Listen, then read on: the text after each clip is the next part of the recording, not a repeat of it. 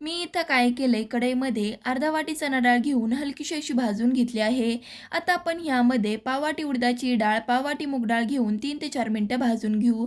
त्यानंतर ह्यामध्ये 2 चमचे तांदूळ, 1 चमचा जिरे, 1 चमचा धने घालून सगळं साहित्य खमंग असं भाजून झाल्यावरती पूर्णपणे थंड झालं की मिक्सरच्या भांड्यामध्ये घालून रवाळ असं वाटून घ्यायचं आहे. अशा पद्धतीने वाटून झाल्यावरती एका भांड्यामध्ये घालून घेऊ. त्यानंतर ह्यामध्ये 1 चमचा लाल तिखट, पाव चमचा हळद, चवीनुसार मीठ, अर्धा चमचा ओवा, चिमूटभर हिंग, 1 चमचा तीळ, अर्धा पळी कडकडीत गरम केलेलं तेल आणि खूप सारी बारीक चिरलेली कोथिंबीर घालून मिक्स करून थोड्या-थोड्या पाण्याचा वापर करून पीठ भिजवून घ्यायचं आहे.